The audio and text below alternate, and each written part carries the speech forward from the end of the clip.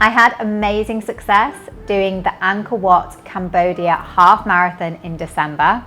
Now it's time to train for the Paris full marathon in April.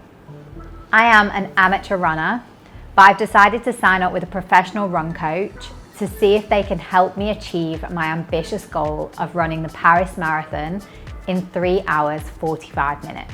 How was Angkor? Amazing! I'm absolutely buzzing. I exceeded all expectations. I text Jim on Sunday and I was so excited because I did the metabolic testing with him about 6 weeks ago, and he advised me to basically do some run slow to run faster, do some slower runs with my heart rate below 148, which was the crossover point where I was burning more carbs than fat for fuel. And then he told me to just do some carb cycling, knock the sugar on the head. So I don't drink or smoke or anything like that, but I do love a cake and a biscuit and chocolate. Just kind of those two things were the main thing. And it paid off. So my goal was to run under 2 hours, which is the fastest I've ever done a half before. And I did it in 1 hour, 49 minutes. Oh, wow. Yeah, well under. So I'm so happy, honestly. Like, you can see the face. I was, buzzing. I've got Paris Marathon on the 7th of April, and the goal for Paris was to do it under 4 hours. But now I'm a bit like 3:45. 3:45, yeah. That's. Don't know, you tell me.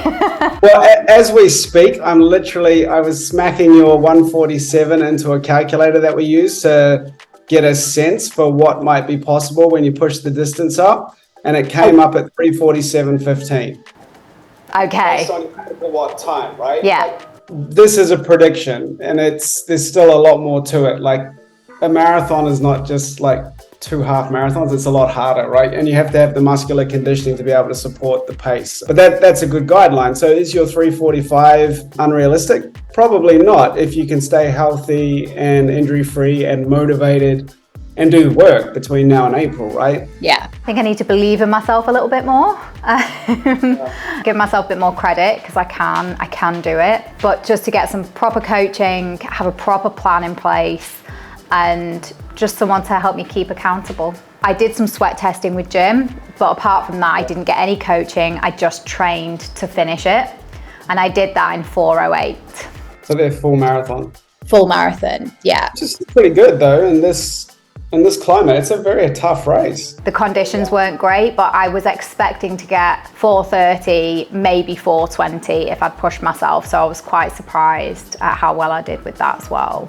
The biggest learnings that I've got from this weekend are, to listen to what the data's telling me and get some kind of expert advice. And I think that's what I was missing last year when I did the Singapore Marathon. All right, well, I think we can help. We've had a lot of success working with athletes. Yesterday, one of our guys, Aaron, ran the fastest marathon time by a Singaporean this year. Ran 2:36.07 in Valencia, which was a great result. And Ben Koo, another guy, got third in the national champs. He ran 2:50 something in Singapore. So, it all comes down to just consistency, frankly, and showing up for yourself, and then managing the body. And then it's really just laying down a foundation that will allow you to do the big weeks of the program. So we need to get you there healthy, injury-free, motivated, and fresh enough to produce a good output in each of those sessions. So you will have noticed that the training is relatively light in these first few weeks. My advice is enjoy that, because I promise it's going to get a lot harder, not just in terms of volume, but also in terms of the intensity that will come into the program. And then I do think we should do some lactate testing as well sometime. I'm doing it on Friday. You think you'll be recovered enough by then? Yeah, I'm fine. Honestly, I'm fine. I'm ready to go again. We'll see. But anyway, we're going to get a benchmark, and we can then take that forward. So we'll see what comes out of the lactate test, and then potentially we'll look to do some field testing as well, just to reinforce those numbers and get a sense of what you can do out in this lovely climate. I've got a couple of things that I wanted to ask you. So I'd love to go through the training plan just so I can understand the definitions of the different runs a little bit more. So speed run is essentially a high intensity interval run. Strength training, self-explanatory. Recovery run is just active recovery. stamina run, for lack of a better description, is like a moderately long run. So it's the second longest run of the week. As you get into the program, it will have tempo, either in the form of traditional tempo or fartlek or tempo intervals, things like that.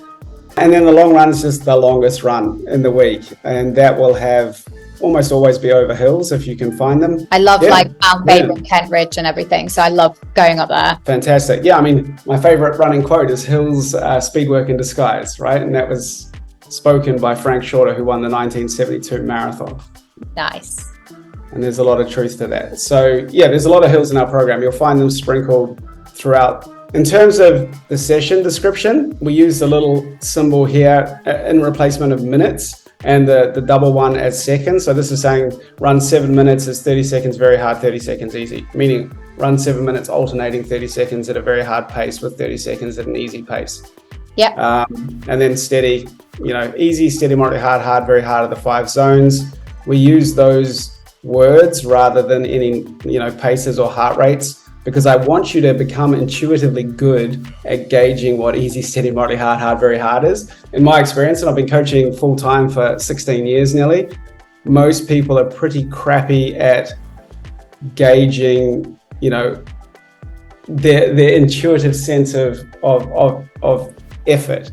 And, they'll say, I'm running easy, but they're actually easy is over here, physiological easy is over here. So this is disconnect. And so over time, by using heart rate and pace and questioning how you feel against those heart rate and paces, everything will start to align. And that's what we're hoping for. Like if you watch Eliud Kipchoge run a marathon, he's not there looking at his watch. Like he knows how fast he's running because he's done it a lot in training. And my experience, the more you sort of use the tech to train your intuition, and you do it with more and more training as well, because as you do more training, you naturally become more intuitive, then overall you become a better athlete. And so that's why we use the words as well, because I want you to think about like, what does easy feel like? What does steady feel like? What does hard feel like? Yeah. And then you can cross-check that against what your numbers are telling you. Yes, definitely. And then when we do the lactate testing, we can be more accurate with those zones as well, right? Yeah, absolutely. So the lactate test it's a fitness test. We're going to get a good sense of who you are as an athlete in terms of, your aerobic and anaerobic makeup, where you're strong, where you're weak. From it, we're going to determine heart rate and pace training zones, which are then tagged to those intuitive words, easy, steady, moderately hard, hard, very hard. So for example, easy might be anything under 140 heart rate and anything slower than 6 minutes per K, for example. And pace and hard and very hard, they'll all have their own paces and heart rate. So whenever it says to run easy or run hard, you're using either the corresponding heart rate in the case of low intensity training, like easy and steady, and you're using the pace zones whenever you're running hard. The other thing is, so I'm traveling back to the UK on Sunday, and we're back in the UK for 3 weeks. Before you tell me, I was thinking about just dropping everything down and doing like a 5K every day for 30 days while I'm away, because that felt doable. I felt like I can just nip out for half an hour or less and then kind of come back. But that was just an idea that I had. So let me know what you think. I mean, I'm not a huge fan of distance-based training. I like time. And what I will say, and you'll hear me say this a lot, because I'll say it to you now, and I say it to all our athletes all the time, is reduce the scope, not the schedule. Meaning, try to stick as closely to your plan from a consistency point of view as possible. But when life happens and you need to cut things back, cut it back. That's what I'd recommend when you're away. Try to keep the intent of all the sessions there, but just drop all the volume down in the number of reps if it's, a speed session or something like that. You've got to understand that rest is part of the process. So many runners and triathletes are type A personality, and I have very hard time trying to encourage them to take time off when it's needed. And for you at the moment, it is needed. Like you might feel good and that's great, but you got to be careful and you got to allow enough time to let your body recover, because that's where performance happens as well, right? Like training and racing just breaks you down. If I keep saying go run an hour and then I give you 5 minutes rest, go run an hour, like backyard ultra styles, like you get more and more damaged and more broken down. And that's an amplified way of looking at training and seeing what it does to you. doesn't make you better. It only makes you better when you go home and have the necessary recovery. Yeah, I am very type A. I get very agitated when I don't move my body, and you're going to have a tough time with me resting for sure. If you want to get good though, you got to do it. Like, I'm not saying you go out and you have these long extended breaks, but having a day off per week, for example, or doing an easy run when you're supposed to do an easy run, these are the kind of things you need to do. And having downtime after a key race is important as well. At what point in the next 4 months will we sit and talk about distances and times? So, okay, that long run needs to be 30 kilometers and your speed run needs to be at X pace. The long run is not going to be a fixed kilometer. I don't care about distance. I care about stress. Your longest run is going to be 2 hours 50. It's going to happen on 16th of March. Okay, and in that week, you also have an hour 50 stamina run with 2 by 20 minutes at marathon race pace, goal marathon race pace. And what is goal marathon race pace? Well, you're going to run a marathon at zone 2 pace. So the goal of training over the next few weeks is to try and make zone 2 pace faster. Yeah. I ran the half marathon. My heart rate was 176. 176. Yeah. Which was hard. Mine would be similar. Everyone has different, genetic makeup. Some people have a smaller heart, beats faster to produce the same output. Other people have a bigger heart, beats slower. The absolute number doesn't matter. Really, it matters relative to you. But we'll get all that stuff anyway once you do the lactate on Friday. And nutrition, continue to carb cycle? Yeah, I think so. Again, everybody is different. I definitely don't think there's a whole lot of value in eating a whole lot of processed carbohydrates. I don't really think there's any upside to that. But I think if you've got a high output, eating some good quality carbs, fruit and veg, to help replace what you're losing is definitely beneficial. Metabolic result, tells us you got too much carbs in your system, basically. Yeah, it does. I think 345 is a good stretch. I think it'll be hard to run that, but I don't think it's unrealistic either based on what you just did in Angkor. Let's aim for that. And what pace is that essentially? That is 520. Yeah, so let's have a look at what your lactate test comes in at for zone 2, and then we'll get a good sense of what that looks like. Okay, cool.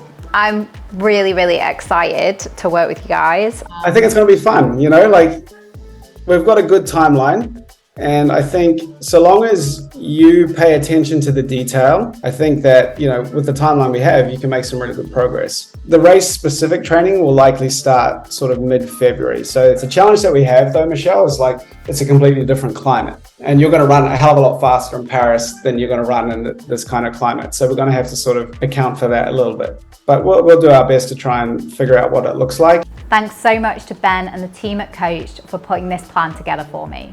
I had a great experience doing metabolic testing with Coached here in Singapore. I really like their data-driven approach to training, and the results speak for themselves. Coached offer one-to-one training for endurance athletes and are absolute experts in their field.